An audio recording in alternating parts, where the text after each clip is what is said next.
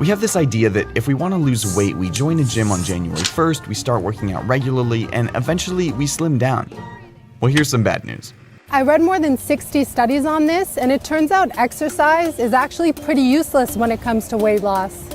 Dr. Kevin Hall at the National Institutes of Health has done some of the most important studies on exercise and weight loss.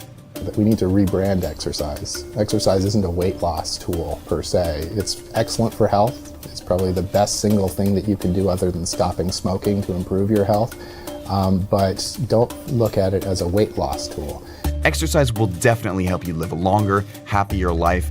It's just not the best way to lose weight. And the reason it has to do with how our bodies use energy. You may not realize it, but physical activity is actually a tiny component of your daily energy burn. There are three main ways our bodies burn calories. These include your resting metabolism, so that's how much energy your body burns just for its basic functioning, just to keep you alive, basically. The other part of energy expenditure is the thermic effect of food, and that's just how much energy is required to break food down in your body. The third part of energy expenditure is physical activity.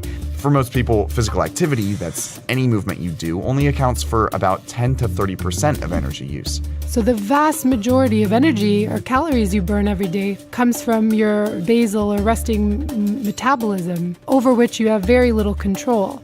While 100% of your calories in are up to you, only about 30% of your calories out are in your control. One study found that if a 200-pound man ran for an hour, 4 days a week for a month, he'd lose about 5 pounds at most, assuming everything else stays the same. And everything else doesn't stay the same. Researchers have found we make all kinds of behavioral and physiological adaptations when we start increasing the amount of exercise we're getting every day.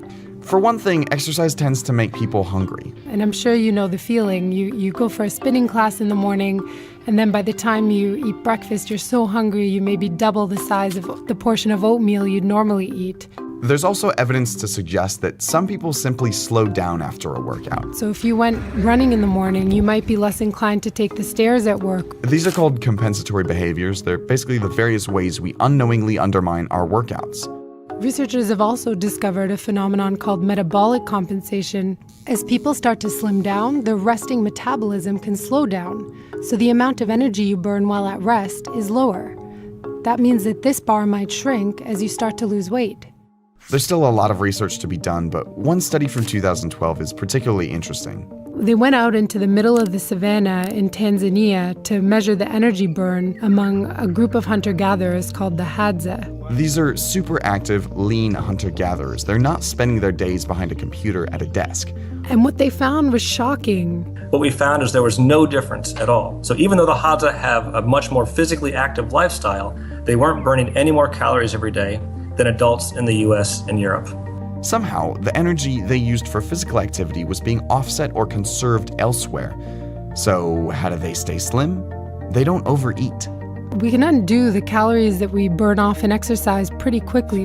It would take about an hour of running to burn off a Big Mac and fries. You'd have to spend about an hour dancing pretty vigorously to burn off 3 glasses of wine you might drink with dinner. An hour of cycling really intensely on exercise bikes to burn off about 2 donuts. And that's why exercise is best seen as a healthy supplement for a strategy that's focused on food.